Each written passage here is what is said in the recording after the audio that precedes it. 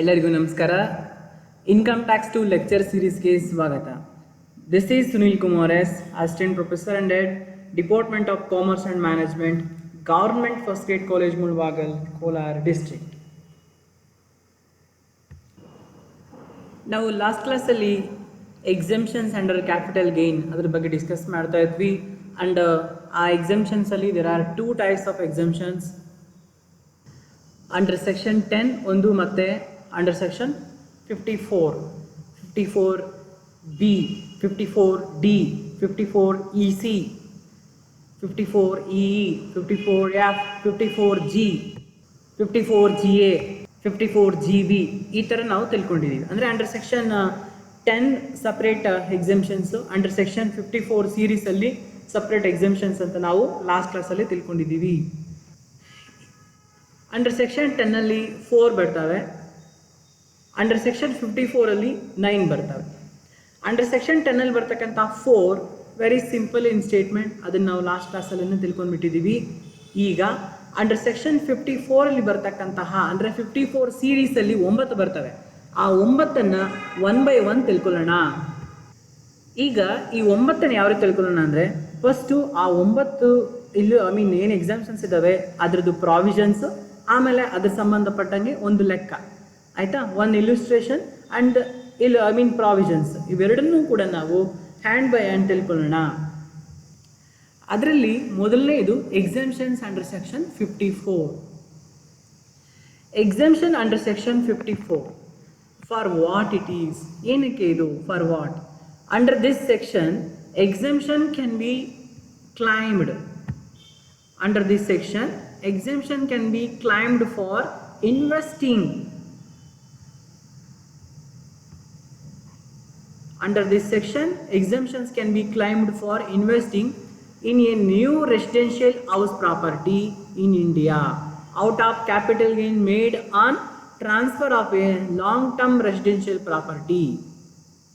ಇಲ್ಲಿ ನೋಡಿ ಎಲ್ಲರೂ ಗಮನಿಸಬೇಕು. ಅಂಡರ್ ಸೆಕ್ಷನ್ 54 ನಿಮಗೆ ಯಾವುದಕ್ಕೆ ಎಕ್ಸೆಂಪ್ಷನ್ ಸಿಗುತ್ತೆ? ಎಕ್ಸೆಂಪ್ಷನ್ ಅಂಡರ್ ಸೆಕ್ಷನ್ 54 ಯಾವುದಕ್ಕೆ ಸಿಗುತ್ತಪ್ಪ ಅಂದರೆ, under this section exemption can be claimed for investing in a new residential house in India out of capital gain made on transfer of long term residential property. ಇಲ್ಲಿ 2 ಪದ ನೀವು ಗಮನಿಸಬೇಕು. ಏನು? Residential ಪ್ರಾಪರ್ಟಿನ, long term residential house ಪ್ರಾಪರ್ಟಿನ ಮಾರಿ ಅದರಿಂದ ಬಂದಿರತಕ್ಕಂಥ ದುಡ್ಡನ್ನು ಇನ್ನೊಂದು ನ್ಯೂ ರೆಸಿಡೆನ್ಷಿಯಲ್ ಹೌಸ್ ಪ್ರಾಪರ್ಟಿ ಪಡ್ಕೊಂಡ್ರೆ ನಿಮಗೆ ಎಕ್ಸೆಂಪ್ಷನ್ ಅಂಡರ್ ಸೆಕ್ಷನ್ 54 ಸಿಗ್ತದೆ. Under this section exemption can be claimed for investing in a new residential house property in India out of capital gain made on transfer of a long term residential house property. So ಇಲ್ಲಿ ನಿಮಗೆಲ್ಲರಿಗೂ ಗೊತ್ತಾಗ್ತದೆ ಏನು, long term residential house ಪ್ರಾಪರ್ಟಿನ transfer ಮಾಡಿ ಅದರಿಂದ ಬಂದಿರತಕ್ಕಂಥ capital ಗೇನಲ್ಲಿ ನೀವು ಇನ್ನೊಂದು ಹೊಸ ನ್ಯೂ ರೆಸಿಡೆನ್ಷಿಯಲ್ ಹೌಸ್ ಪ್ರಾಪರ್ಟಿನ ನೀವು ಕೊಂಡುಕೊಂಡ್ರೆ ಆಗ ನಿಮಗೆ ಎಕ್ಸೆಂಪ್ಷನ್ ಅಂಡರ್ ಸೆಕ್ಷನ್ 54 ಸಿಗ್ತದೆ.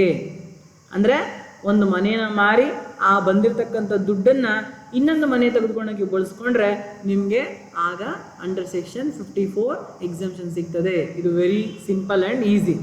ನೆಕ್ಸ್ಟ್ ಸೆಕೆಂಡ್ ಒನ್, ಇದು ಯಾರಿಗೆ ಸಿಗ್ತದೆ? To whom? Exemption under this section is available to individuals and Hindu undivided family. This exemption is available to the individuals and Hindu undivided family only. Next, for which asset is exemption available? For which asset is exemption is available ಅಂದರೆ, this exemption is available only for residential house property. This exemption available only for residential house property. And what should be the nature of original asset? ಅಂದರೆ first of all ಇಲ್ಲಿ ನೋಡಿ, residential house property ಅಂದರೆ ಬರೀ ಒಂದು ಮನೆಯನ್ನು ಮಾರಿದರೆ ಮಾತ್ರ, ಆಯಿತಾ, ನಿಮಗೆ ಎಕ್ಸೆಂಪ್ಷನ್ ಸಿಗುತ್ತೆ. What should be the nature of original asset? ಆ ಒರಿಜಿನಲ್ ಅಸೆಟ್ ಯಾವ ನೇಚರಲ್ಲಿ ಇರಬೇಕು? It should be in long term ಆಗಿರಬೇಕು. Next, for investment in which asset can be exemption be claimed? ಯಾವ ಅಸೆಟ್ನ ತೊಗೊಬೇಕು ನೀವು ಇದನ್ನು ಮಾರಿ ಅಂದರೆ, 1 residential house property in India. ಅಂದರೆ ನೋಡಿ, ಯಾವ ಅಸೆಟ್ ಮಾರಿರಬೇಕು, ರೆಸಿಡೆನ್ಷಿಯಲ್ ಹೌಸ್ ಪ್ರಾಪರ್ಟಿನೇ ಮಾರಿರಬೇಕು, ಅದು ಲಾಂಗ್ ಟರ್ಮ್ ಆಗಿರಬೇಕು. ನಿಮ್ಗೆ ಎಕ್ಸೆಂಪ್ಷನ್ ಸಿಗಬೇಕಂದ್ರೆ ಇನ್ನೊಂದು ರೆಸಿಡೆನ್ಷಿಯಲ್ ಹೌಸ್ ಪ್ರಾಪರ್ಟಿನೇ ನೀವೇನು ಮಾಡಿರಬೇಕು, ಪರ್ಚೇಸ್ ಮಾಡಿರಬೇಕು. Next question, are there any conditions to be fulfilled for claiming exemption under this section? ಅಂದರೆ ಏನಾದರೂ ಬೇರೆ ಇನ್ನಿತರ ಏನಾದರೂ ಬೇರೆ ಕಂಡೀಷನ್ಸ್ ಇದಾವ ಅಂದರೆ ನೋ, ಇನ್ನು ಬೇರೆ ಯಾವ ಕಂಡೀಷನ್ಸ್ ಇಲ್ಲ. ಆಯಿತಾ? By when should invest be made in a new asset?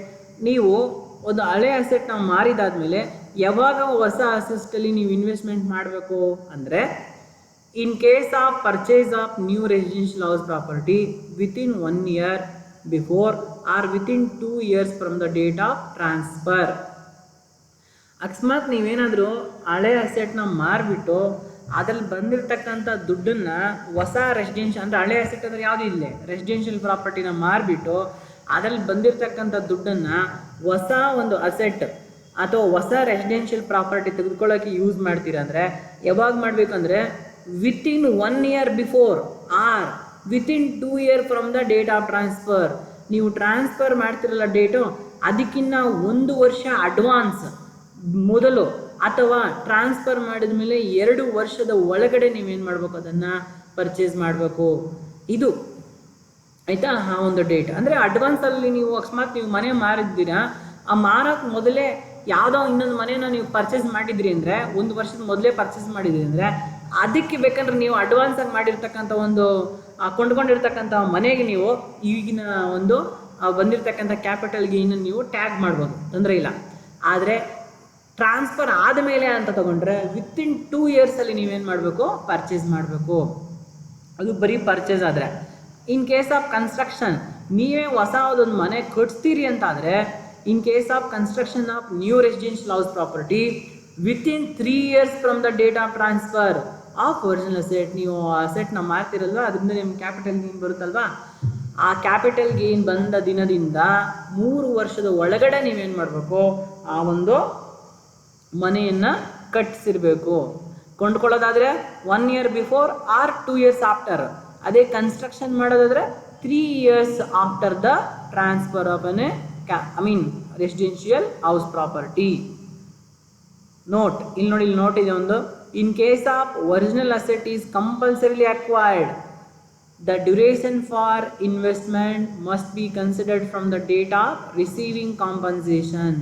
Where the compensation is received in installments, the duration for investment must be considered for each installment separately.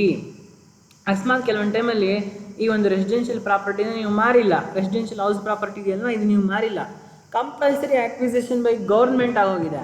ಆವಾಗ ನೀವು ಯಾವ ಡೇಟ್ ತೊಗೊಬೇಕು ಅಂದರೆ, ನೀವು ಟ್ರಾನ್ಸ್ಫರ್ ಮಾಡಿರೋ date ತೊಗೊಳ್ಬಾರ್ದು.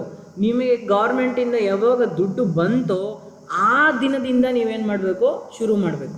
ಆಯಿತಾ? ನಿಮ್ಗೆ ಯಾವಾಗ ಗೌರ್ಮೆಂಟಿಂದ ದುಡ್ಡು ಬಂತೋ ಆ ದಿನದಿಂದ ಪರ್ಚೇಸ್ ಆದರೆ 1 year ಬಿಫೋರ್ 2 years ಆಫ್ಟರ್, ಇಲ್ಲ ಕನ್ಸ್ಟ್ರಕ್ಷನ್ ಆದರೆ 3 years from the date of compulsory acquisition ಅಂದರೆ ಟ್ರಾನ್ಸ್ಫರ್. ಅರ್ಥ ಆಯ್ತಾ? ಇದನ್ನು ನೀವು ಕನ್ಸಿಡರ್ ಮಾಡಬೇಕು. ಅಕಸ್ಮಾತ್ ಅವ್ರು ನಿಮ್ಗೇನೋ ದುಡ್ಡು ಇನ್ಸ್ಟಾಲ್ಮೆಂಟಲ್ಲಿ ಕೊಟ್ಟರೆ ನೀವು ಕೂಡ ಇನ್ಸ್ಟಾಲ್ಮೆಂಟ್ ಪೀರಿಯಡ್ ವೈಸನ್ನೇ ಡೇಟ್ನ ಕ್ಯಾಲ್ಕುಲೇಟ್ ಮಾಡಬೇಕು. ಇದಿಷ್ಟು under section 54. Next, how to claim exemption if investment is not made. ಅಕಸ್ಮಾತ್ ನಾವು ಹೇಳಿರ್ತಕ್ಕಂಥ ಇನ್ವೆಸ್ಟ್ಮೆಂಟ್ ಮಾಡಲಿಲ್ಲ ಅಂದರೆ ಏನು, ಟ್ರಾನ್ಸ್ಫರ್ ಆದಮೇಲೆ 1 year before or 2 years after the transfer ನೀವು ಒಂದು ಅಸೆಟ್ನ ಪರ್ಚೇಸ್ ಮಾಡಬೇಕು, ಅದು ಮಾಡಿಲ್ಲ. ಅಥವಾ ಕನ್ಸ್ಟ್ರಕ್ಷನ್ ಮಾಡಬೇಕಾದ್ರೆ ಟ್ರಾನ್ಸ್ಫರ್ ಮಾಡಿದಿಂದ 3 ವರ್ಷದಲ್ಲಿ ನೀವು ಕನ್ಸ್ಟ್ರಕ್ಷನ್ ಶುರು ಮಾಡಬೇಕು, ಅದು ನೀವು ಮಾಡಿಲ್ಲ. ಅಂಥ ಒಂದು ಸಮಯದಲ್ಲಿ ನೀವು ಯಾವ ರೀತಿ ಎಕ್ಸಂಪ್ಷನ್ ತೊಗೊಬೇಕು ಅಂತಂದರೆ, ನೀವು ಏನು ಮಾಡಬೇಕು ಅಂದರೆ, although there is a time available in making investment, the exemption for making investment must be claimed when the capital gain is being taxed. Where the assessee is not able to invest during the previous year in which the capital gain is liable to tax, the exemption can be claimed by making the deposit in the capital gain account scheme. ಅಂದರೆ ಅವನಿಗೆ purchase ಮಾಡೋಕ್ಕಾಗಿಲ್ಲಪ್ಪ, ಒಂದು ಮನೇನ purchase ಮಾಡೋಕ್ಕಾಗಿಲ್ಲ ಅಥವಾ construct ಮಾಡೋಕ್ಕೂ ಆಗಿಲ್ಲ, ಅವಾಗ ಆದರೂ ಅವ್ನು ಎಕ್ಸಮ್ಷನ್ ಬೇಕು. ಅವಾಗ ಏನು ಮಾಡಬೇಕು ಅಂದರೆ there is a chance again. ಅವ್ನು ಇನ್ವೆಸ್ಟ್ಮೆಂಟ್ ಮಾಡೋಕ್ಕಾಗಿಲ್ಲ ಅಂತಂದರೆ ತೊಂದರೆ ಇಲ್ಲ, ಆ ದುಡ್ಡನ್ನು capital gain account scheme 1988 deposit ಮಾಡಿದ್ರೆ ಆಗಲೂ ಕೂಡ ಅವನಿಗೆ ಎಕ್ಸಮ್ಷನ್ ಸಿಗ್ತದೆ. ಆದರೆ ಗಮನಿಸ್ಬೇಕು ನೀವೆಲ್ಲರೂ, such deposit must be made on or before the due date for filing the return of income for the relevant previous year. ಆದರೆ ಆ ಡೆಪಾಸಿಟ್ ಯಾವಾಗ ಮಾಡಬೇಕು? On or before the due date ಮಾಡಿರಬೇಕು. What is the amount of exemption? ಎಷ್ಟು amount ನಿಮಗೆ exemption ಸಿಗ್ತದೆ ಅಂದರೆ, the amount of exemption under this section is least of the following: the amount investment in new asset plus amount deposited in capital gain account scheme on or before due date for filing return of income for the previous year in which the capital gain is liable for tax. ಅಂದರೆ ನಿಮ್ಗೆ ಎಷ್ಟು ದುಡ್ಡು ನಿಮ್ಗೆ exemption ಸಿಗುತ್ತೆ ಅಂತಂದರೆ, ನೀವು ಎಷ್ಟು ದುಡ್ಡನ್ನ ನ್ಯೂ ಅಸೆಟ್ ಪರ್ಚೇಸ್ ಮಾಡೋದಕ್ಕೆ ಅಥವಾ ಕನ್ಸ್ಟ್ರಕ್ಟ್ ಮಾಡೋದಕ್ಕೆ ನೀವು ಖರ್ಚು ಮಾಡಿದ್ದೀರಿ, plus capital gain account scheme 1988 ಎಷ್ಟು ಡೆಪಾಸಿಟ್ ಮಾಡಿದ್ದೀರಿ, ಇವೆರಡನ್ನೂ ಸೇರಿಸಿ ಅಷ್ಟು ನಿಮ್ಗೆ ಅವ್ರು ಏನು ಮಾಡ್ತಾರೆ ಆಯಿತಾ, ಇಷ್ಟು ಅಥವಾ or gross long term capital gain on transfer of original asset whichever is less. ನೋಡಿ ನಿಮ್ಗೆ ಎಷ್ಟು ಎಕ್ಸಾಮ್ಷನ್ ಸಿಗುತ್ತಪ್ಪ ಅಂತಂದರೆ, ನಂಬರ್ 1 ನ್ಯೂ ಅಸೆಟ್ಸಲ್ಲಿ ನೀವು ಎಷ್ಟು ಇನ್ವೆಸ್ಟ್ಮೆಂಟ್ ಮಾಡಿರ್ತೀರಿ, ಪ್ಲಸ್ ಕ್ಯಾಪಿಟಲ್ ಗೇನ್ ಅಕೌಂಟ್ ಸ್ಕೀಮಲ್ಲಿ ಎಷ್ಟು ಡೆಪಾಸಿಟ್ ಮಾಡಿರ್ತೀರಿ, ಅವೆರಡನ್ನು ಸೇರಿಸಿದರೆ, ಅಥವಾ ನಿಮಗೆ ಲಾಂಗ್ ಟರ್ಮ್ ಕ್ಯಾಪಿಟಲ್ ಗೇನ್ ಅದು gross long term capital gain ಎಷ್ಟು ಬಂದಿದೆ, ವಿಚ್ ಎವರ್ ಈಸ್ ಲೆಸ್, ಇದರಲ್ಲಿ ಯಾವುದು ಕಡಿಮೆ ಇದ್ದರೆ ಅದನ್ನು ನಾವೇನು ಮಾಡ್ತೀವಿ, ಅಷ್ಟು ಎಕ್ಸಮ್ಷನ್ ಕೊಡ್ತೀವಿ. Gross long term capital gain ಕಡಿಮೆ ಇದ್ದರೆ ಅದನ್ನೇ ಕೊಡ್ತೀವಿ, ಅವಾಗ ನಿಲ್ಲಾಗುತ್ತೆ ನಿಮ್ಮ ಕ್ಯಾಪಿಟಲ್ ಗೇನ್. ಇಲ್ಲ ನ್ಯೂ ಅಸೆಟ್ಸ್ ಮತ್ತು ಕ್ಯಾಪಿಟಲ್ ಡೆಪಾಸಿಟ್ ಸ್ಕೀಮಲ್ಲಿ ಹಾಕಿರೋದು ಕಡಿಮೆ ಇದ್ದರೆ ಅದನ್ನೇ ನಾವು ಕೊಡ್ತೀವಿ, ಅವಾಗ ನಮ್ಗೆ ಇನ್ನೂ ಸ್ವಲ್ಪ capital gain, taxable capital gain ಉಳ್ಕೊಂಡಿರ್ತದೆ. ಇದನ್ನು ನಾವು ಒಂದು ಇಲ್ಯುಸ್ಟ್ರೇಷನ್ ಮಾಡೋಣ, ಅವಾಗ ನಿಮ್ಗೆ ಇನ್ನಷ್ಟು ಫ್ಯಾಮಿಲಿಯಾರಿಟಿ ಸಿಗ್ತದೆ. ನೆಕ್ಸ್ಟ್ ನಮಗೆ ಮುಂದಿನ ಪ್ರಶ್ನೆ, can the exemption claimed B withdrawn? If so what is the tax treatment? ಅಂದರೆ ಇವತ್ತು ನಮ್ಗೆ ಎಕ್ಸಮ್ಷನ್ ಕೊಟ್ಟಿರ್ತಾರೆ, ಅದನ್ನು ಮತ್ತೆ ವಿತ್ಡ್ರಾನ್ ಮಾಡ್ಕೊಳ್ಬೋದಾ? ಇವತ್ತು ನೀವು ಕ್ಯಾಪಿಟಲ್ ಗೇನ್ ಟ್ಯಾಕ್ಸ್ ಕಟ್ಟೋ ಅವಶ್ಯಕತೆ ಇಲ್ಲ ಅಂತ ಹೇಳ್ಬಿಟ್ಟು ನಮ್ಗೆ ಅವ್ರು ಎಕ್ಸಮ್ಷನ್ ಕೊಟ್ಟಿರ್ತಾರೆ, ಅದನ್ನು ಮುಂದೆ ವಿತ್ಡ್ರಾನ್ ಮಾಡಿಕೊಂಡು ಇಲ್ಲ ನೀವು ಟ್ಯಾಕ್ಸ್ ಕಟ್ಟಬೇಕು ಅಂತ ಹೇಳ್ತಾರಾ? ಆ ಚಾನ್ಸಸ್ ಇದೆಯಾ ಅಂತ ನೋಡೋಣ. ದ ಎಕ್ಸಮ್ಷನ್ಸ್, ಸೊ ನೀವೆಲ್ಲರೂ ಗಮನಿಸ್ತಾ ಇದ್ದೀರಾ ಅಲ್ಲಿ,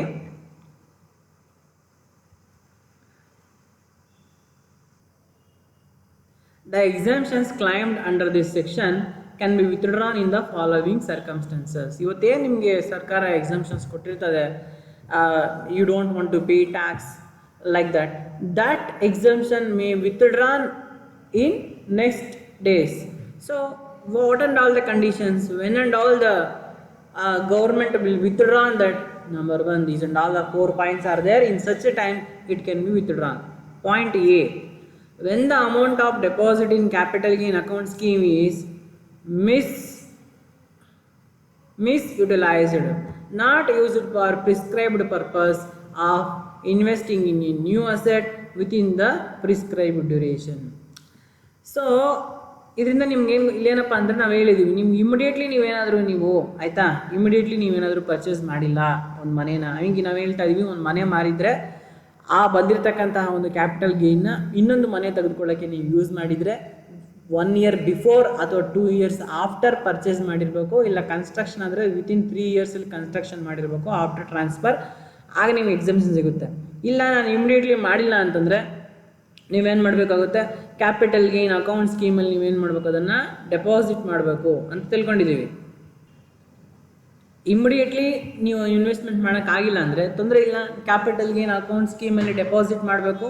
ಆಮೇಲೆ ತದನಂತರದಲ್ಲಿ ಹೇಳಿರ್ತಕ್ಕಂಥ ಪೀರಿಯಡ್ ಯಾವುದು, 1 year ಬಿಫೋರ್ 2 years ಆಫ್ಟರಲ್ಲಿ ಪರ್ಚೇಸ್ ಮಾಡಬೇಕು, 3 yearsಲ್ಲಿ ನೀವು ಅದನ್ನು ಕನ್ಸ್ಟ್ರಕ್ಷನ್ ಮಾಡಬೇಕು. ಹಂಗೆ ಮಾಡಿಲ್ಲ ಅಂತಂದರೆ ಸೊ ನಿಮ್ಗೇನಾಗುತ್ತೆ, when the amount deposited in capital gain scheme misutilised, ನಾವೇನಕ್ಕೆ ಕ್ಯಾಪಿಟಲ್ ಗೇನ್ ಸ್ಕೀಮಲ್ಲಿ ಡೆಪಾಸಿಟ್ ಮಾಡಿರೋದು, ಒಂದು ರೆಸಿಡೆನ್ಷಿಯಲ್ ಹೌಸ್ನ ಮಾರಿದ್ದೀವಿ, ನೆಕ್ಸ್ಟ್ ಅದನ್ನು ಇವಾಗ ಸದ್ಯಕ್ಕೆ ಕ್ಯಾಪಿಟಲ್ ಗೇನ್ ಅಕೌಂಟ್ ಸ್ಕೀಮಲ್ಲಿ ಡೆಪಾಸಿಟ್ ಮಾಡಿದ್ದೀವಿ, ಮುಂದೆ ಆ ದುಡ್ಡನ್ನ ಬಳಸ್ಕೊಂಡು ಇನ್ನೊಂದು ರೆಸಿಡೆನ್ಷಿಯಲ್ ಹೌಸ್ನ ಪರ್ಚೇಸ್ ಮಾಡ್ತೀವಿ. ಸದ್ಯಕ್ಕೆ ಇನ್ವೆಸ್ಟ್ಮೆಂಟ್ ಇಲ್ಲ, ಅಲ್ಲಿವರೆಗೂ ನಾವು ಇದನ್ನು ಡೆಪಾಸಿಟ್ ಮಾಡಿದ್ದೀವಿ ಅಂತ ಡೆಪಾಸಿಟ್ ಮಾಡಿ ಆ ಒಂದು ಪ್ರೀವಿಯಸ್ ಇಯರಲ್ಲಿ ನಾವೇನು ಮಾಡ್ತೀವಿ, ಎಕ್ಸಾಮ್ಷನ್ ತೊಗೊಂಡ್ಬಿಡ್ತೀವಿ. ನೆಕ್ಸ್ಟ್ ವಿತಿನ್ 2 ಇಯರ್ಸಲ್ಲಿ ಪರ್ಚೇಸ್ ಮಾಡಬೇಕು, ಇಲ್ಲ ಅದು ವಿತಿನ್ 3 ಇಯರ್ಸಲ್ಲಿ ಕನ್ಸ್ಟ್ರಕ್ಷನ್ ಮಾಡಬೇಕು ಅಲ್ವಾ.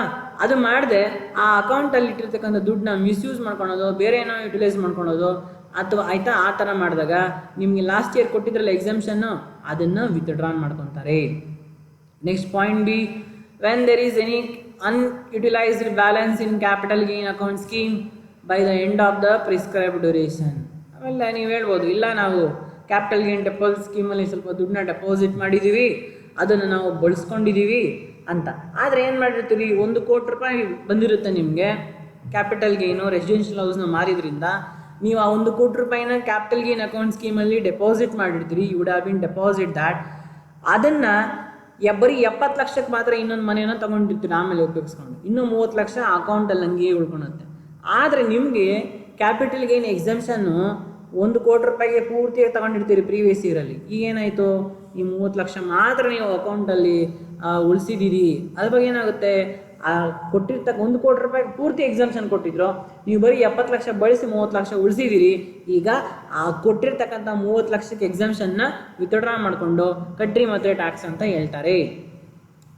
When the new asset is transferred by the assessee within 3 years from the date of it's acquisition. ಆಮೇಲೆ ಇಲ್ಲಿ ಒಂದು ವಿಷಯ ಇದೆ, ಏನಪ್ಪ ಅಂದರೆ, ನೀವೇನು ಮಾಡಿದಿರಿ, ಹಳೆಯ ಒಂದು ಅಸೆಟ್ನ ರೆಸಿಡೆನ್ಷಿಯಲ್ ಪ್ರಾಪರ್ಟಿನ ಮಾರಿದಿರಿ, ಅದರಿಂದ ನಿಮಗೆ ದುಡ್ಡು ಬಂದಿದೆ, ಅದರಿಂದ ನೀವೇನು ಮಾಡಿದಿರಿ, ಇನ್ನೊಂದು ರೆಸಿಡೆನ್ಷಿಯಲ್ ಪ್ರಾಪರ್ಟಿನ ತಗೊಂಡಿದ್ದೀರಿ. ಆದರೆ ಆ ರೆಸಿಡೆನ್ಷಿಯಲ್ ಪ್ರಾಪರ್ಟಿ ನೀವು ತೊಗೊಂಡಿದ್ದೀರಲ್ಲ, ಅದನ್ನು 3 ವರ್ಷ ನೀವು ಮಾರಬಾರದು. ನೀವೇನಾದರೂ 3 ವರ್ಷದ ಒಳಗಡೆ ಅದನ್ನು ಮಾರಿಬಿಟ್ರೆ ನಿಮಗೆ ಕೊಟ್ಟಿದ್ದಂತಹ ಎಕ್ಸಾಮ್ಷನ್ ಏನಿತ್ತು ಅದನ್ನು ಮತ್ತೆ ವಾಪಸ್ ಪಡ್ಕೊಳ್ತಾರೆ. Next last one is when exemption is claimed for investment in one residential house property but investment is made in 1 or more residential house property before the expiry day of the prescribed duration. ಅಂದರೆ ಒಂದು house ಪ್ರಾಪರ್ಟಿನ ಮಾರಿ ಅದರಿಂದ ಬಂದಿರತಕ್ಕಂಥ ದುಡ್ಡು ಇನ್ನೊಂದು house property ತೊಗೊಳ್ತೀವಿ ಅಂತ ಹೇಳ್ಬಿಟ್ಟು ನೀವು ಎಕ್ಸಾಮ್ಷನ್ ತಗೊಂಡಿರ್ತೀರ. ಆದರೆ ಒಂದಕ್ಕಿಂತ ಜಾಸ್ತಿ ಹೌಸ್ ಪ್ರಾಪರ್ಟೀಸ್ನ ಪರ್ಚೇಸ್ ಮಾಡಿಬಿಟ್ರೆ ಅವಾಗಲೂ ಕೂಡ ನಿಮಗೆ ಕೊಟ್ಟಿರ್ತಕ್ಕಂಥ ಎಕ್ಸಾಮ್ಷನ್ಸ್ನ ವಾಪಸ್ ತೊಗೊತಾರೆ. Okay fine. ಎಕ್ಸಾಮ್ಷನ್ಸ್ನ ಯಾವಾಗ ವಾಪಸ್ ತೊಗೊತಾರೆ ಅಂತ ನಾವು ನೋಡಿದ್ವಿ. ಈಗ ವಾಪಸ್ ತಗೊಂಡಿರ್ತಕ್ಕಂಥ ಎಕ್ಸಾಮ್ಷನ್ಸ್ನ ಮತ್ತೆ ಯಾವ ರೀತಿ ನಾವು ನಮ್ಮ ಕೈಲಿ ಟ್ಯಾಕ್ಸ್ ಕಟ್ಟಿಸ್ತಾರೆ. ಈಗ ಏನು ಮಾಡಿರ್ತಾರೆ, ಮೊದಲು ಕ್ಯಾಪಿಟಲ್ ಗೇನ್ ಬಂದಿರುತ್ತೆ, ನೀವೇನು ಟ್ಯಾಕ್ಸ್ ಕಟ್ಟೋ ಅವಶ್ಯಕತೆ ಇಲ್ಲ, ತಗೊಳ್ಳಿ ಎಕ್ಸಾಮ್ಷನ್ ಅಂತ ಕೊಟ್ಟಿರ್ತಾರೆ, ನಾವು ಟ್ಯಾಕ್ಸ್ ಕಟ್ಟದಿರ ಉಳಿಸಿರ್ತೀವಿ. ಈಗ ನೆಕ್ಸ್ಟ್ ಇಯರ್ಸಲ್ಲಿ ಬಿಕಾಸ್ ಆಫ್ ದೀಸ್ 4 ಕಂಡೀಷನ್ಸ್ ನಾವು ಸ್ಯಾಟಿಸ್ಫೈ ಮಾಡೋದಿಲ್ಲ, ಈ ಬಿಕಾಸ್ ಆಫ್ ದೀಸ್ 4 ಸಿಚುವೇಶನ್ಸಿಂದ ಕೊಟ್ಟಿರ್ತಕ್ಕಂಥ ಎಕ್ಸಾಮ್ಷನ್ಸ್ನ ವಾಪಸ್ ತಗೊಂಡ್ಬಿಡ್ತಾರೆ. ಅಂದರೆ ಏನು, ಇವಾಗ ಟ್ಯಾಕ್ಸ್ ಕಟ್ಟಬೇಕು, ಅವಾಗ ತಪ್ಪಿಸ್ಕೊಂಡಿರ್ತೀವಿ, ಇವಾಗ ಕಟ್ಟಬೇಕು. ಯಾವ ರೀತಿ ನಮ್ಮ ಕೈಯಲ್ಲಿ ಟ್ಯಾಕ್ಸ್ ಕಟ್ತಾರೆ ಅದನ್ನು ನಾವೀಗ ನೋಡೋಣ. ಟ್ಯಾಕ್ಸ್ ಟ್ರೀಟ್ಮೆಂಟ್ಸ್, ಅದರಲ್ಲಿ number 1, in case above the amount is misutilized must be taxable as long term capital gain for the previous year in which it was so misutilized. ಅಂದರೆ ಅದೇ ವರ್ಷದಲ್ಲೇ ನೀವು ಆಯಿತಾ, ಅದೇ ವರ್ಷದಲ್ಲೇ ನೀವೇನು ಮಾಡಿರ್ತೀರಿ, ಡೆಪಾಸಿಟ್ ಮಾಡಿದ್ದೀರಿ ಕ್ಯಾಪಿಟಲ್ ಗೇನ್ ಅಕೌಂಟ್ ಸ್ಕೀಮಲ್ಲಿ ಆಯಿತಾ, due date ಮೊದಲೇ ನೀವು ಮಿಸ್ಯುಟಿಲೈಸ್ ಮಾಡ್ಕೊಂಡು ಬಿಡ್ತೀರಿ ಅಂತ ಆಯಿತು. ಅವಾಗ ಏನು ಮಾಡಬೇಕು, ಇಮಿಡಿಯೇಟ್ಲಿ ಅದೇ ವರ್ಷದಲ್ಲಿ ಅದನ್ನು ಲಾಂಗ್ ಟರ್ಮ್ ಕ್ಯಾಪಿಟಲ್ ಗೇನ್ ಅಂತ ಟ್ರೀಟ್ ಮಾಡಬೇಕು. ಇನ್ ಕೇಸ್ ಬಿ, ಅದ ಇಲ್ಲಿ ಇನ್ ಕೇಸ್ ಎ ಅಂದರೆ ಯಾವ್ದು ಹೇಳಿ,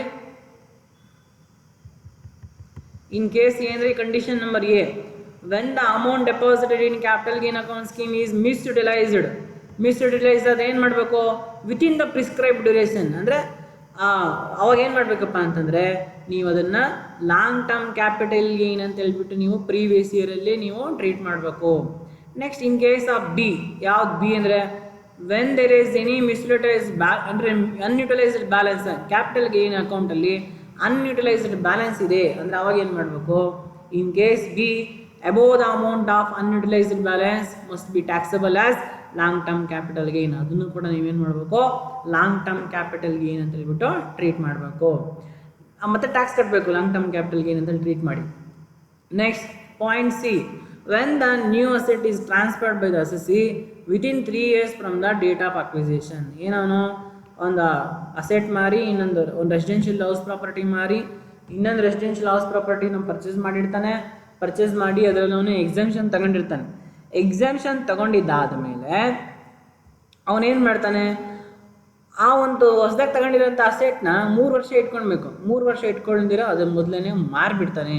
ಅವಾಗ ಏನು ಮಾಡಬೇಕಪ್ಪ ಅಂದರೆ, ಇನ್ ಕೇಸ್ ಸಿ, ಅದೇ ಕೇಸ್ ಸಿ ಅಲ್ಲಿ above amount of exemption claimed earlier must be taxable as short term capital gain. ಮೊದಲು ಏನು ನಾವು ಕ್ಲೈಮ್ ಮಾಡಿದ್ವಿ ಅದನ್ನ ಇವಾಗ ಶಾರ್ಟ್ ಟರ್ಮ್ ಕ್ಯಾಪಿಟಲ್ ಗೇನ್ ಅಂತ ಹೇಳ್ಬಿಟ್ಟು ನಾವು ಟ್ರೀಟ್ ಮಾಡಬೇಕು. ಯಾವಾಗ? If the new asset is transferred within 2 years from the date of acquisition. Transfer ಮಾಡಿ ವಿತಿನ್ 2 years ಟ್ರಾನ್ಸ್ಫರ್ ಮಾಡಿಬಿಟ್ಟಿದ್ರೆ ಶಾರ್ಟ್ ಟರ್ಮ್ ಕ್ಯಾಪಿಟಲ್ ಗೇನ್ ಅಂತ ನಾವು ಟ್ರೀಟ್ ಮಾಡಬೇಕು. ಇಲ್ಲ ಅಂದರೆ ಲಾಂಗ್ ಟರ್ಮ್ ಕ್ಯಾಪಿಟಲ್ ಗೇನ್ ಅಂತ ಹೇಳ್ಬಿಟ್ಟು ನಾವು ಟ್ರೀಟ್ ಮಾಡಬೇಕು.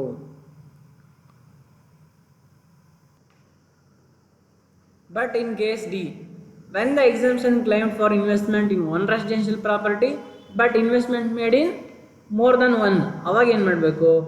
In case D, the entire exemption claimed earlier must be taxable as a long term capital gain. ಪೂರ್ತಿ ಏನು ನಮಗೆ ಎಕ್ಸಾಮ್ಷನ್ ಸಿಗಿತ್ತೋ ಅಷ್ಟನ್ನು ನಾವೇನು ಮಾಡಬೇಕು? ಲಾಂಗ್ ಟರ್ಮ್ ಕ್ಯಾಪಿಟಲ್ ಗೇನ್ ಅಂತಲೇ ಟ್ರೀಟ್ ಮಾಡಬೇಕು. For the previous year in which investment is made in more than one residential house property.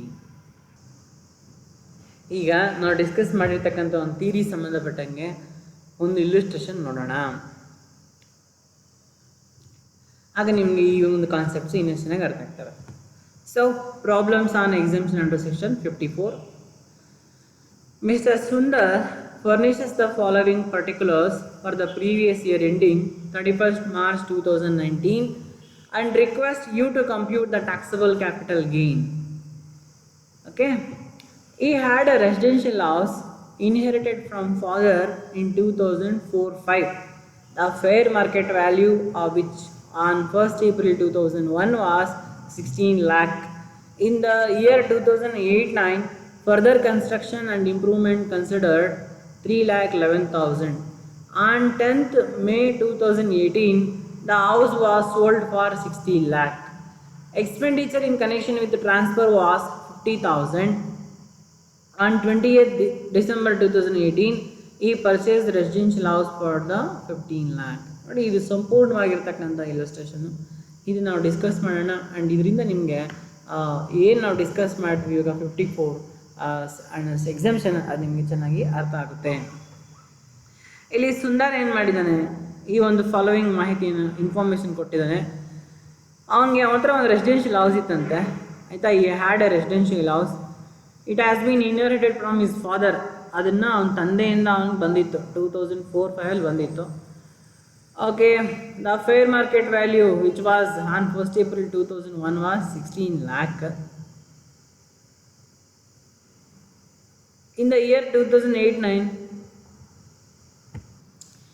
ಇಲ್ಲಿ ನಾವು ಗಮನಿಸ್ತಾ ಇದ್ದೀವಿ, ಇಲ್ಲಿ 2004-5 ಏನಾಗಿದೆ, ಅವ್ರ ಅಪ್ಪಯಿಂದ ಇವನಿಗೆ ಬಂದಿದೆ, ಅಂದರೆ ಅಂಡರ್ ಸೆಕ್ಷನ್ 49 ಪ್ರಕಾರ ಬಂದಿದೆ, ಆಯಿತಾ.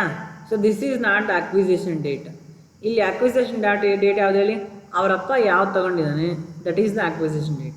ಇಲ್ಲಿ ಕೊಟ್ಟಿದ್ದಾರೆ ಅವರಪ್ಪ ಯಾವತ್ತು ಪರ್ಚೇಸ್ ಮಾಡಿದ್ದಾನೆ ಅಂತ ಕೊಟ್ಟಿಲ್ಲ, ಆದರೆ ಫೇರ್ ಮಾರ್ಕೆಟ್ ವ್ಯಾಲ್ಯೂ ಕೊಟ್ಟಿದ್ದಾರೆ.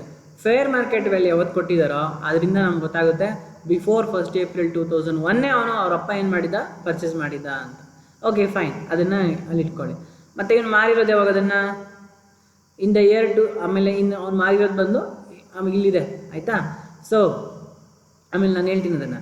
ಇನ್ ದ ಇಯರ್ 2008-9 ಏನು ಮಾಡಿದ ಅವನು, ಸ್ವಲ್ಪ ಇಂಪ್ರೂವ್ಮೆಂಟ್ ಕೂಡ ಮಾಡಿದ್ದಾನೆ, 3 ಲಕ್ಷ ನನ್ನ ಸಾವಿರಕ್ಕೆ ಸಂಬಂಧಪಟ್ಟಂಗೆ. ಆಮೇಲೆ 10th May 2018 the house was sold. ನೋಡಿ, ಮಾರಿರೋದು ಯಾವಾಗ, 2018 ಮಾರಿದ್ದಾನೆ. ಓಕೆ ಫೈನ್, 60 lakhsಗೆ. ಮತ್ತು expenditure in connection with transfer was 50,000. ಅದನ್ನು ಮಾರೋದಕ್ಕೆ ಅವನಿಗೆ ಖರ್ಚಾಗಿದೆ, transfer expenses, so that is nothing but 50,000 ಆಗಿದೆ. ಆಮೇಲೆ ಅವ್ನು ಮಾರಿದ್ನಲ್ಲ, ಮಾರಿದಾಗ ಅವ್ನಿಗೆ 60 ಲಕ್ಷ ಬಂತಲ್ವಾ, ಆ 60 ಲಕ್ಷ ಅವನು ಏನು ಮಾಡಿದ್ದಾನೆ, ಅದರಲ್ಲಿ 15 ಲಕ್ಷ ರೂಪಾಯಿಗೆ ಅವನು ಏನು ಮಾಡಿದ್ದಾನೆ, ಇನ್ನೊಂದು ಹೊಸ ಮನೇನ ಪರ್ಚೇಸ್ ಮಾಡಿದ್ದಾನೆ. Purchased A residential house property for 15 lakh. ಇಲ್ಲಿ ಗಮನಿಸಿ, ಇಲ್ಲಿ ನಮಗೆ ಸೇಮ್ ನಾವು ಇದಕ್ಕೆ ಮೊದಲು ಇಲ್ಲಸ್ಟ್ರೇಷನ್ಸ್ ಮಾಡಿದ್ವಲ್ಲ, ಬೇಸಿಕ್ ಇಲ್ಲಸ್ಟ್ರೇಷನ್ಸು ಅದೇ ಥರನೇ ಇದೆ. Only this is the new one. ಯಾವುದೋ ಇನ್ನೊಂದು ಮನೇನ ತಗೊಂಡಿರ್ತಕ್ಕಂಥದ್ದು. ಒಂದು ರೆಸಿಡೆನ್ಷಿಯಲ್ ಹೌಸ್ ಪ್ರಾಪರ್ಟಿನ ಮಾರಿ ಇಲ್ಲಿವರೆಗೂ ಎಲ್ಲ ಕೊಡ್ತಾ ಇದ್ದ. ಬಟ್ ಒಂದು ರೆಸಿಡೆನ್ಷಿಯಲ್ ಪ್ರಾಪರ್ಟಿನ ಮಾರಿ ಅದರಿಂದ ಬಂದಕ್ಕಂಥ ಕ್ಯಾಪಿಟಲ್ ಗೇನಲ್ಲಿ ಇನ್ನೊಂದು ರೆಸಿಡೆನ್ಷಿಯಲ್ ಹೌಸ್ ಪ್ರಾಪರ್ಟಿನ ಪರ್ಚೇಸ್ ಮಾಡ್ತಿದೆಯಲ್ಲ, this is a new thing. ಅದೇ ಎಕ್ಸೆಂಪ್ಷನ್ ಸಿಗೋದು. ಓಕೆ, ಇದು ನಾವು ಡಿಸ್ಕಸ್ ಮಾಡೋಣ. ಇಲ್ಲಿ ಈ ಲೆಕ್ಕನ ನಾವು ಅನಲೈಸ್ ಮಾಡಿದರೆ ನಮಗೆ ಫಾಲೋವಿಂಗ್ ಪಾಯಿಂಟ್ಸ್ ಸಿಗ್ತವೆ. Number 1, the assessee has transferred the residential house property which was acquired by him under section 49. ಹೌದಾ, ಈ ಒಂದು ಪ್ರಾಪರ್ಟಿ ಏನಿದೆ ಇದು ಅವನ ಸ್ವಂತದ್ದಲ್ಲ, ಅದನ್ನೇನು ಮಾಡಿದ ಅವನು ಅವ್ರ ಅಪ್ಪಯಿಂದ ಇನ್ಹೆರಿಟೆನ್ಸ್ ಮಾಡಿರೋದು. ಆಯಿತಾ, 49 ಪ್ರಕಾರ ಬಂದಿರೋದು. ಎರಡನೇದು, for determining the nature of capital asset, the duration between date of acquisition of asset by previous owner and date of transfer of the asset by assessee must be considered. So ಈಗ ನಾವು duration long term and short term ಅಂತ ತಿಳ್ಕೊಬೇಕಂದ್ರೆ ಯಾವ ಡೇಟಿಂದ ಯಾವ ಡೇಟ್ವರೆಗೆ consider ಮಾಡಬೇಕು? We want to consider from the date of sale, I mean 10th May 2018 ಮತ್ತು ಯಾವಾಗ ಅಕ್ವಿಸಿಷನ್ ಮಾಡ್ಕೊಂಡಿರೋದು? ನಾಟ್ 4-5 2004-5 ಅವನದು ಬಳುವಳಿಯಾಗಿ ಬಂದಿದ್ದು, ಅದು ಇನ್ಹೆರಿಟೆನ್ಸ್ ಆಗಿ ಬಂದಿರೋದು. ಅವರಪ್ಪ ಯಾವಾಗ ತಗೊಂಡಿದ್ರು ಅದನ್ನು ನಾವು ಕನ್ಸಿಡರ್ ಮಾಡಬೇಕು. ಆದರೆ ಅಲ್ಲಿ ಅವ್ರು ಹೇಳಿದಾರ ಪ್ರೀವಿಯಸ್ ಓನರ್ ಯಾವಾಗ ಪರ್ಚೇಸ್ ಮಾಡಿದಾನೆ ಅಂತ ಹೇಳಿಲ್ಲ. Since clear details R not available and since the fair market value of the asset on 1st April 2001 is given. ಆದರೆ ಪ್ರೀವಿಯಸ್ ಓನರ್ ಯಾವಾಗ ಪರ್ಚೇಸ್ ಮಾಡಿದಾರೆ ಅಂತ ಗೊತ್ತಿಲ್ಲ, ಆದರೆ ಫೇರ್ ಮಾರ್ಕೆಟ್ ವ್ಯಾಲ್ಯೂ ಮಾತ್ರ ಕೊಟ್ಬಿಟ್ಟಿದ್ದಾರೆ. ಅದರಿಂದ ನಮ್ಗೇನು ಗೊತ್ತಾಗುತ್ತೆ? 1st April 2001 ಮೊದಲೇ ಅಂತ ಗೊತ್ತಾಗುತ್ತೆ. ಅದು ಗೊತ್ತಾದರೆ ನಮಗೇನಾಗುತ್ತೆ ಹೇಳಿ, ಬಿಫೋರ್ 1st April 2001 ಮಾರಿರೋದು ಯಾವಾಗ? 2018 May. ಆಯಿತಾ? ಸೊ ಅಷ್ಟು ದಿನ ಅಂದರೆ ಎಷ್ಟಾಯಿತು? 18 ವರ್ಷ ಮೇಲಾಯಿತು. ಸೊ 18 ನಮಗೆ ಬರೀ ಇದು ಇಮೂವಬಲ್ ಪ್ರಾಪರ್ಟಿ 2 ವರ್ಷ ಇದ್ದಿದ್ದು ಸಾಕಾಗಿತ್ತು, ಇದು 18 ವರ್ಷ ಇದೆ. ಹಾಗಾಗಿ ಇದು ಲಾಂಗ್ ಟರ್ಮ್ ಕ್ಯಾಪಿಟಲ್ ಅಸೆಟ್ ಆಗುತ್ತೆ. It can be considered that duration is more than 24 months and hence the asset is long term nature. Next we observing a 4th point. The assessee has transferred a long term residential house and invested in another residential house. ನೋಡಿ, ಒಂದು ಮನೇನ ಮಾರಿದ್ದಾನೆ, long term ಅಸೆಟ್ನ ಮಾರಿದ್ದಾನೆ. ಆಯಿತಾ, ಒಂದು ಮನೇನ ಮಾರಿದ್ದಾನೆ, ಮಾರಿಬಿಟ್ಟು ಅವನೇನು ಮಾಡಿದ್ದಾನೆ ಮತ್ತು ಇನ್ನೊಂದು ಮನೆ ತಗೊಂಡಿದ್ದಾನೆ. ಎಲ್ಲರೂ ಗಮನಿಸ್ಬೇಕು, ಒಂದು ರೆಸಿಡೆನ್ಷಿಯಲ್ ಹೌಸ್ ಪ್ರಾಪರ್ಟಿನ ಮಾರಿ ಇನ್ನೊಂದು ರೆಸಿಡೆನ್ಷಿಯಲ್ ಹೌಸ್ ಪ್ರಾಪರ್ಟಿನ ತೆಗೆದುಕೊಂಡ್ರೆ ಅವನಿಗೆ ಎಕ್ಸಂಪ್ಷನ್ ಸಿಗುತ್ತೆ. ಎಕ್ಸಂಪ್ಷನ್ ಯಾವುದ್ರ ಪ್ರಕಾರ ಸಿಗುತ್ತೆ?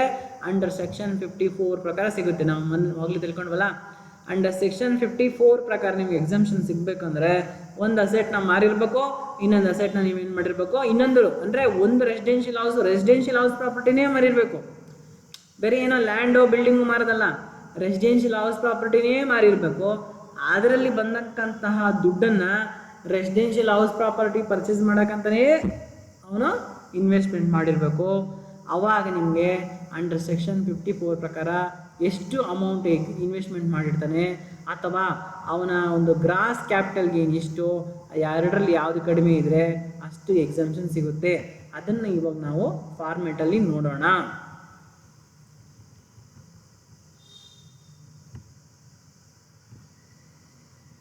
ಎಸ್ ನೋಡಿ ಎಲ್ಲರೂ, ರೆಸಿಡೆನ್ಷಿಯಲ್ ಹೌಸ್ ಪ್ರಾಪರ್ಟಿ ಎಷ್ಟಿದೆಪ್ಪ? Residential house property sales consideration ಎಷ್ಟು ಬಂದಿದ್ದು? ಅವ್ನು ಮಾರಿದ್ರಿಂದ 60 ಲಕ್ಷ ಬಂತು. Okay, done. Less transfer expenses, ಅವನು ಇದನ್ನು ಮಾರೋದಕ್ಕೆ 50,000 ರೂಪಾಯಿ ಕಮಿಷನ್ ಕೊಟ್ಟ ಅಂತ ಹೇಳಿದ್ವಿ ನಾವು ಇಲ್ಲಿ ಮೊದಲೇ, ಹೌದಾ? ಸೊ ನೋಡಿ, ಅವನಿಗೆ ಈ ಒಂದು ಅಸೆಟ್ ಇದೆಯಲ್ಲ, ಈ ಅಸೆಟ್ಟನ್ನ ಸೇಲ್ ಮಾಡಿದ್ರಿಂದ ಎಷ್ಟು ಬಂತು ಅವನಿಗೆ? ಈ sold for 60 lakh rupees, 60 lakh ರೂಪಾಯಿಗೆ ಮಾರ್ದ. And expenditure incurred in connection with transfer was 50,000. ಅಂದ್ರೆ ಏನು? 60 ಲಕ್ಷ ರೂಪಾಯಿಗೆ ಅವನು ಏನು ಮಾಡಿದ್ದಾನೆ? ಅವನು 60 ಲಕ್ಷ ರೂಪಾಯಿಗೆ ಮಾರಿದ್ದಾನೆ. ಅದನ್ನು 60 ಲಕ್ಷ ರೂಪಾಯಿಗೆ ಮಾರಿದ್ದಾನೆ. 60 ಲಕ್ಷ ರೂಪಾಯಿಗೆ ಮಾರೋದಕ್ಕೆ ಟ್ರಾನ್ಸ್ಫರ್ ಎಕ್ಸ್ಪೆನ್ಸಸ್ಸು, ಏನೋ ಬ್ರೋಕರೇಜ್ ಕಮಿಷನ್ನು ಏನೋ ಕೊಟ್ಟಿರ್ತಾನೆ. ಎಷ್ಟು ಕೊಟ್ಟಿದ್ದಾನೆ? 50,000 ಕೊಟ್ಟಿದ್ದಾನೆ. Sales consideration less transfer expenses ಮಾಡಿ ಏನು ಬರುತ್ತೆ ನಿಮಗೆ? ನೆಟ್ ಸೇಲ್ ಕನ್ಸಿಡರೇಷನ್ ಎಷ್ಟು ಬಂತು? 59,50,000 ರೂಪಾಯಿ ಬಂತು. Next, less indexed cost of acquisition. ಇದು ಲಾಂಗ್ ಟರ್ಮ್ ಅಲ್ವಾ? ಲಾಂಗ್ ಟರ್ಮ್ ಆಗಿರೋದ್ರಿಂದ ಇಂಡೆಕ್ಸ್ಡ್ ಕಾಸ್ಟ್ ಆಫ್ ಅಕ್ವಿಸಿಷನ್ ಬರುತ್ತೆ. ಏನು ಫಾರ್ಮುಲಾ ಇಂಡೆಕ್ಸ್ಡ್ ಕಾಸ್ಟ್ ಆಫ್ ಅಕ್ವಿಸಿಷನ್ಗೆ? ಸೊ ಇಲ್ಲಿ ನೀವು ಗಮನಿಸ್ತಾ ಇದ್ದೀರಾ, ಇದನ್ನು ಪ್ರೀವಿಯಸ್ ಇಯರ್ ಓನರ್ ಪರ್ಚೇಸ್ ಮಾಡಿರೋದು. ಅಷ್ಟಲ್ಲದೆ this is also one thing, ಏನು? ಬಿಫೋರ್ 1st April 2001 ಪರ್ಚೇಸ್ ಮಾಡಿರೋದು. ಹಾಗಾಗಿ ಕೇಸ್ ನಂಬರ್ ಯಾವುದು? Case number 3. Case number 3 ಏನೋ formula. Case number 3 formula is what? Cost of acquisition by previous owner or fair market value on 1st April 2001, whichever is higher, ಹೌದಾ, divide by 100 into index number year of the sale. ಇಲ್ಲಿ ಅವ್ನು ನಿಮಗೆ ಲೆಕ್ಕದಲ್ಲಿ ನೋಡ್ಬೋದು, ನೀವು previous owner ಎಷ್ಟಕ್ಕೆ purchase ಮಾಡಿದ್ದಾನೆ ಅನ್ನೋದು ಕೊಟ್ಟಿಲ್ಲ, ಬರೀ ಫೇರ್ ಮಾರ್ಕೆಟ್ ವ್ಯಾಲ್ಯೂ ಮಾತ್ರ ಕೊಟ್ಟಿದ್ದಾನೆ. ಅವಾಗ ಇನ್ನೇನು ಮಾಡ್ತೀರಿ, ಅದನ್ನೇ ತಗೊಳ್ಳಿ. So fair market value 16 lakh divide by 100 and we are selling in the year of 2018-19. Index number ಎಷ್ಟಿದೆ, 280. 16 lakh divide by 100 into 280 is nothing but 44,80,000. and index cost of improvement ಅವ್ನು ನಿಮ್ಗೆ ಕ್ಲಿಯರ್ ಆಗಿ ಮೆನ್ಷನ್ ಮಾಡಿದ್ದೇನೆ, ಅಲ್ಲಿ ನೀವು ಗಮನಿಸ್ಬೋದು. So ಈ has been clearly mention that ಏನು ಆ ಅಸೆಟ್ನ ಪರ್ಚೇಸ್ ಮಾಡಿದಾದ್ಮೇಲೆ ಅದನ್ನು ಇಂಪ್ರೂವ್ಮೆಂಟ್ ಮಾಡಿದೆ ಅಂತ ಹೇಳಿದ್ದಾನೆ. ನಾವು ನೋಡಿದ್ವಲ್ಲ, ಸೊ ಏನು ದ ಅಸೆಟ್ ನಾವು ರೆಸಿಡೆನ್ಷಿಯಲ್ ಹೌಸ್ ತಗೊಂಡಿದ್ದಾನೆ, ಇನ್ಹೆರಿಟೆಡ್, ಫೇರ್ ಮಾರ್ಕೆಟ್ ವ್ಯಾಲ್ಯೂ ಒಂದು 16 lakhs ಇದೆ, ಪ್ರೀವಿಯಸ್ ಓನರ್ ಎಷ್ಟು ತಗೊಂಡಿದ್ದಾನೆ ಅಂತ ಗೊತ್ತಿಲ್ಲ, ಹಂಗಾಗಿ ನಾವು ಇದನ್ನೇ ತಗೊಂಡಿದ್ದೀವಿ. ಬಿಫೋರ್ 1st April 2001 ಆಗಿರೋದ್ರಿಂದ ಅಕಾರ್ಡಿಂಗ್ ಟು ಕೇಸ್ ನಂಬರ್ 1-3 ಆಯಿತಾ. According to case number 3 fair market value previous owner ಎಷ್ಟು ಪರ್ಚೇಸ್ ಮಾಡಿದ್ದಾನೆ ಅದು ಅಮೌಂಟ್ ಕೊಟ್ಟಿರಲಿಲ್ಲ, ಹಾಗಾಗಿ ವಿಚ್ ಎವರ್ ಈಸ್ ಹೈ ಇರೋದೇ ಒಂದು ಫೇರ್ ಮಾರ್ಕೆಟ್ ವ್ಯಾಲ್ಯೂ ತಗೊಂಡಿದ್ವಿ, divided by 100 into index number year of sale ಯಾವುದೋ 280 ಅದನ್ನು ತಗೊಂಡಿದ್ದೀವಿ. ಅದಾದಮೇಲೆ ಈ ಎರಡನೇ ನೋಡಿ, in the year 2008-9 further construction and improvement costed rupees 3,11,000. ಅವನು ಇದನ್ನು 8-9 ಇಂಪ್ರೂವ್ಮೆಂಟ್ ಮಾಡಿದ್ದಾನೆ. So that is also cost incurred only. ಅದನ್ನು ನಾವೇನಂತ ತಗೋಬೇಕು, ಕಾಸ್ಟ್ ಆಫ್ ಇಂಪ್ರೂವ್ಮೆಂಟ್ ಅಂತ ತಗೊಂತೀವಿ. ಇಂಡೆಕ್ಸರ್ ಕಾಸ್ಟ್ ಆಫ್ ಇಂಪ್ರೂವ್ಮೆಂಟ್ಗೆ ಒಂದೇ ಫಾರ್ಮುಲಾ ಇರೋದು, ಏನದು, cost of improvement divided by index number of the year of improvement into index number year of the sale. So ಎಷ್ಟು improvement ಮಾಡಿರೋದು, 3,11,000. ಯಾವಾಗ ಮಾಡಿರೋದು, 8-9. 8-9 ಎಷ್ಟಿತ್ತು ಇಂಡೆಕ್ಸ್ ನಂಬರು, 137 ಇತ್ತು. 3 ಅಲ್ಲಿ ಮಾರಿದ್ದು ಯಾವಾಗ, 280, 18-19 ಅವಾಗ ಎಷ್ಟಿತ್ತು ಇಂಡೆಕ್ಸ್ ನಂಬರು, 280 ಇತ್ತು. ಸೊ ತಗೊಳ್ಳಿ, 3,11,000 ಡಿವೈಡೆಡ್ ಬೈ 137 ಇಂಟು 280, 6,35,620. 44,08,000 ಪ್ಲಸ್ 6,35,620ನ ಔಟರ್ ಕಾಲಮ್ಗೆ ಹಾಕಿ 51,15,620 ಆಯಿತು. ನೀವೇನು ಮಾಡಿ, ಈ 59 lakh in net sale consideration 59,50,000 ಈ ಏನಿದೆ index cost of acquisition and improvement ಎರಡೂ ಸೇರಿಸಿದ್ರೆ 51,15,620ನ ಕಳೀರಿ, ನಿಮಗೆ 8,34,380 ಬಂತು. That is nothing but gross long term capital gain. Gross long term capital gain ಬಂದಿದೆ. ಇನ್ನೇನಿದೆ ನಿಮಗೆ, ನೆಕ್ಸ್ಟು ಎಕ್ಸಮ್ಷನ್ ಇದೆ. Less exemption under section 54. ಹೇಳಿ, ಇದಕ್ಕೆ ಎಕ್ಸಮ್ಷನ್ ಇದೆ 54 ಪ್ರಕಾರ. ಒಂದು ರೆಸಿಡೆನ್ಷಿಯಲ್ ಹೌಸ್ ಪ್ರಾಪರ್ಟಿನ ಮಾರಿ ಇನ್ನೊಂದು ರೆಸಿಡೆನ್ಷಿಯಲ್ ಹೌಸ್ ಪ್ರಾಪರ್ಟಿನ ತೆಗೆದುಕೊಂಡ್ರೆ within the prescribed period you will get exemption under section 54 that you are going to get. ಎಷ್ಟು ಎಕ್ಸಮ್ಷನ್ ಸಿಗುತ್ತೆ ನಿಮಗೆ, investment in new residential house within prescribed duration or gross term capital gain, gross long term capital gain whichever is less. Investment ಎಷ್ಟು ನೀವು ಮಾಡಿರೋದು, you made investment, ಎಷ್ಟು ಮಾಡಿರೋದು ನೀವು, ಅವನಲ್ಲೇ ಕ್ಲಿಯರಾಗಿ ಮೆನ್ಷನ್ ಮಾಡಿದ್ರು ನೋಡಿ, how much investment you made. ಅಂದರೆ ಒಂದು ರೆಸಿಡೆನ್ಷಿಯಲ್ ಹೌಸ್ ಪ್ರಾಪರ್ಟಿನ ಮಾರಿ ನಿಮಗೆ ಬಂದಿರತಕ್ಕಂತಹ ಒಂದು ಕ್ಯಾಪಿಟಲ್ ಗೇನಲ್ಲಿ ಎಷ್ಟು ಮಾಡಿದ್ರೆ ನೀವು, ಈ purchase residential house 15 lakh 15 lakh ರೂಪಾಯಿ ಇನ್ವೆಸ್ಟ್ಮೆಂಟ್ ನೀವು ಮಾಡಿದ್ದೀರಿ ಅಂದರೆ ಇನ್ನೊಂದು ಮನೆ ತೊಗೊಳಕ್ಕೆ 15 ಲಕ್ಷ ರೂಪಾಯಿ ಇನ್ವೆಸ್ಟ್ಮೆಂಟ್ನ ಮಾಡಿದ್ದೀರಿ. That 15 lakh or gross long term capital gain. ಎಷ್ಟು gross long term capital gain ಬಂದಿರೋದು, 8,34,380 ವಿಚ್ ಎವರ್ ಈಸ್ ಲೆಸ್, ಇದೇ ಲೆಸ್ ಇದೆ ಆಯಿತಾ. 8,34,380 put into the outer column. 8,34,380 minus 8,34,380. Your taxable long term capital gain is nil. ಆಯಿತಾ. So ಈ ಥರ ಇದು ಒಂದು ಕಂಪ್ಲೀಟ್ ನಿಮಗೆ ಒಂದು ಇಲ್ಯುಸ್ಟ್ರೇಷನ್. ಇಂಥ ಇಲ್ಯುಸ್ಟ್ರೇಷನ್ಸು ನಿಮ್ಮ ಎಕ್ಸಾಮ್ಗೆ ಬರ್ತದೆ, 14 ಮಾರ್ಕ್ಸ್ಗೆ ಬರ್ತದೆ, 6 ಮಾರ್ಕ್ಸ್ಗೆ ಬರ್ತದೆ. ಬರೀ ಒಂದೇ ಒಂದು ಎಕ್ಸಾಮ್ಷನ್ ಕೊಟ್ಟಿದ್ರೆ ನಿಮಗೆ 6 ಮಾರ್ಕ್ಸ್ ಬರ್ತದೆ. ಆಯಿತಾ, ಬರೀ 54 ಮಾತ್ರ ಕೊಟ್ಟಿದ್ದಾನಲ್ಲ 6 ಮಾರ್ಕ್ಸ್ ಬರ್ತದೆ. ಇಲ್ಲ ಅಂದರೆ 2-3 ಕೊಟ್ಟಿದ್ದಾನೆ 54 ಬಿ ಆಯಿತಾ, 54 ಡಿ, ಈ 3 ಸೇರಿ ಕೊಟ್ಟಿದ್ದಾನೆ ಅಂದರೆ ನಿಮ್ಗೆ ಅವಾಗ 14 ಮಾರ್ಕ್ಸ್ ಇಲ್ಲಸ್ಟ್ರೇಷನ್ ಬರುತ್ತೆ. ಎಷ್ಟು ಯಾವ ರೀತಿ ಆದರೂ ಕೇಳಿ, ನೀವು ಆ ರೆಸಿಡೆನ್ಷಿಯಲ್ ಹೌಸ್ ಪ್ರಾಪರ್ಟಿ ಮಾರಿ ರೆಸಿಡೆನ್ಷಿಯಲ್ ಹೌಸ್ ಪ್ರಾಪರ್ಟಿ ಪರ್ಚೇಸ್ ಮಾಡಿದರೆ ಅಂಡರ್ ಸೆಕ್ಷನ್ 54 ಅಂತ ನಿಮ್ಗೆ ಯಾವ ರೀತಿ ಎಕ್ಸಾಮ್ಷನ್ಸ್ ಇದೆಯೋ ಅದೇ ರೀತಿ ಪ್ರತಿಯೊಂದು ಸೆಕ್ಷನ್ಗೂ ಕೂಡ ಒಂದು ಕಂಡೀಷನ್ ಇರುತ್ತೆ. ಆ ಕಂಡೀಷನ್ಸ್ನ ನೀವು ತಿಳ್ಕೊಂಡ್ಬಿಟ್ರೆ ಎಲ್ಲವೂ ಕೂಡ ಅದೊಂದೇ ಡಿಫ್ರೆಂಟ್. ನಾವು ಇನ್ನೇನು ಮಿಕ್ಕಿರ್ತಕ್ಕಂತಹ ಒಂದು ಡಿಸ್ಕಸ್ ಮಾಡ್ತೀವಿ, ಒಂದು 8 ಎಕ್ಸಾಮ್ಷನ್ಸು, ಆ 8 ಎಕ್ಸಾಮ್ಷನ್ಸಲ್ಲಿ 8 ಕಂಡೀಷನ್ಸ್ ಬರ್ತವೆ. ಆ ಕಂಡೀಷನ್ಸ್ ಮಾತ್ರನೇ ಡಿಫ್ರೆಂಟು. ಇನ್ನು ಮಿಕ್ಕಿರ್ತಕ್ಕಂಥ ಎಲ್ಲ ಟ್ರೀಟ್ಮೆಂಟು ಆಲ್ಮೋಸ್ಟ್ ಸೇಮ್ ಇರ್ತದೆ. ಅರ್ಥ ಆಯ್ತಾ? ಅದಕ್ಕೋಸ್ಕರ ನೀವು ಈ ಎಕ್ಸಾಮ್ಷನ್ನ ನೀವು ಕರೆಕ್ಟಾಗಿ ತಿಳ್ಕೊಂಡಿದ್ದೀರಾ ಅಂತಂದರೆ ಇಲ್ಲಿ ಮಿಕ್ಕಿರ್ತಕ್ಕಂಥ ಎಕ್ಸಾಮ್ಷನ್ಸ್ ಎಲ್ಲ ಕೂಡ ಇದೇ ರೀತಿ ಇರ್ತವೆ, ಬರೀ ಕಂಡೀಷನ್ಸ್. ಆಯಿತಾ? ಇಲ್ಲಿ ಹೆಂಗಿದೆ, ಇಲ್ಲಿ ರೆಸಿಡೆನ್ಷಿಯಲ್ ಹೌಸ್ ಪ್ರಾಪರ್ಟಿನ ಮಾರಿಬಿಟ್ಟು ಇನ್ನೊಂದು ರೆಸಿಡೆನ್ಷಿಯಲ್ ಹೌಸ್ ಪ್ರಾಪರ್ಟಿನ ಪರ್ಚೇಸ್ ಮಾಡಿದ್ರೆ ಆಗ ನಿಮಗೆ ಅಂಡರ್ ಸೆಕ್ಷನ್ 54 ಎಕ್ಸಾಮ್ಷನ್ ಸಿಗುತ್ತೆ. ಅದೇ ರೀತಿ ಇನ್ನೊಂದರಲ್ಲಿ ಏನೋ ಕಂಡೀಷನ್ ಇರುತ್ತೆ, agriculture land in rural area ಮಾರಿಬಿಟ್ಟು agriculture land in rural area purchase ಮಾಡಬೇಕು. ಸಾರಿ, ರೂರಲ್ ಏರಿಯಾ ಅಲ್ಲ, ಅರ್ಬನ್ ಏರಿಯಾ. ರೂರಲ್ ಏರಿಯಾದಲ್ಲಿ ನೀವೇನಾದರೂ ಅಗ್ರಿಕಲ್ಚರ್ ಲ್ಯಾಂಡ್ನ ಮಾರಿದರೆ ಅದು ಕ್ಯಾಪಿಟಲ್ ಟ್ಯಾಕ್ಸ್, ಕ್ಯಾಪಿಟಲ್ ಅಸೆಟ್ ಎಲ್ಲ ಆಗಕ್ಕೆ ಬರೋದಿಲ್ಲ. ಅಗ್ರಿಕಲ್ಚರ್ ಲ್ಯಾಂಡ್ ಇನ್ ಅರ್ಬನ್ ಏರಿಯಾದಲ್ಲಿ ಮಾರಿಬಿಟ್ಟು ಇನ್ನೊಂದು ಅಗ್ರಿಕಲ್ಚರ್ ಲ್ಯಾಂಡ್ ಇನ್ ಅರ್ಬನ್ ಏರಿಯಾದಲ್ಲಿ ಪರ್ಚೇಸ್ ಮಾಡಿದ್ರೆ ಆಗ ನಿಮಗೆ ಎಕ್ಸಾಮ್ಷನ್ ಅಂಡರ್ ಸೆಕ್ಷನ್ 54 ಬಿ ಸಿಗುತ್ತೆ. ಈ ಥರ ಇನ್ನೆಲ್ಲ ಸೇಮ್. ಆಯಿತಾ? ನೀವು ಇಲ್ಲಿ ಯಾವ ರೀತಿ ಒಂದು ಇಲ್ಲಿ ನೀವು ಯಾವ ರೀತಿ ಒಂದು ರೆಸಿಡೆನ್ಷಿಯಲ್ ಹೌಸ್ ಪ್ರಾಪರ್ಟಿನ ಮಾರಿಬಿಟ್ಟು ಇನ್ನೊಂದು ರೆಸಿಡೆನ್ಷಿಯಲ್ ಹೌಸ್ ಪ್ರಾಪರ್ಟಿನ ನೀವು ಪರ್ಚೇಸ್ ಮಾಡಿದರೆ ನಿಮ್ಗೆ ಎಕ್ಸಾಮ್ಷನ್ ಅಂಡರ್ ಸೆಕ್ಷನ್ 54 ಸಿಕ್ತು. ಹೌದಾ? You got exemption under section 54. ಅದೇ ರೀತಿ ನೆಕ್ಸ್ಟ್ 54 ಬಿ ಬರುತ್ತೆ. ಅಲ್ಲಿ ನೀವು agriculture land in urban area ಮಾರಬೇಕು, ಮತ್ತು agriculture land in anywhere, rural ಆಗಲಿ ಅರ್ಬನ್ ಆಗಲಿ ಎಲ್ಲಾದರೂ ಒಂದು ಕಡೆ ಕೊಂಡ್ಕೊಳ್ಬೇಕು. ಅವಾಗ ನಿಮಗೆ ಮತ್ತೆ ಎಕ್ಸಾಮ್ಷನ್ ಸಿಗುತ್ತೆ, ಅದು ಅಂಡರ್ ಸೆಕ್ಷನ್ 54 ಬಿ ಬರುತ್ತೆ. ಇದೇ ರೀತಿ ಡಿ, ಇ, ಆಯಿತಾ, F, G, A, G, B ಎಲ್ಲಕ್ಕೂ ಇದೇ ರೀತಿ ಕಂಡೀಷನ್ಸ್ ಮಾತ್ರ ಚೇಂಜ್ ಆಗ್ತವೆ. ಇನ್ನು ಮಿಕ್ಕಿರ್ತಕ್ಕಂಥ ಟ್ರೀಟ್ಮೆಂಟು ಪ್ರಾವಿಷನ್ಸ್ ಆಲ್ಮೋಸ್ಟ್ ಸೇಮ್ ಇರ್ತವೆ. ಇವುಗಳನ್ನ ನಾವು ನೆಕ್ಸ್ಟ್ ಸೀರೀಸಲ್ಲಿ ತಿಳ್ಕೊಳ್ಳೋಣ. ಈ ಒಂದು ಮೆಥಡಲ್ಲಿ ನಿಮಗೆ ಇದು ಅರ್ಥ ಆಯಿತು ಅಂತಂದರೆ ನನಗೆ ಕಮೆಂಟ್ ಮಾಡಿ, ಆಯಿತಾ? ಕಮೆಂಟ್ ಮಾಡಿ ತಿಳಿಸಿ ಇದು ಅರ್ಥ ಆಯಿತು ಅಂತಂದರೆ. ಏನು ಚೇಂಜಸ್ ಬೇಕಂದರೆ ಕೂಡ ಕಮೆಂಟ್ ಮಾಡಿ ತಿಳಿಸಿ, ಇಲ್ಲಾಂದರೆ ವಾಟ್ಸಪ್ಪಲ್ಲಿ ಕಳಿಸಿದ್ರೆ ನಾನು ಅಲ್ಲೇ ನೋಡ್ತೀನಿ ಬೇಕಾದರೆ. Thanks for watching. Have A great day. Jai Hind.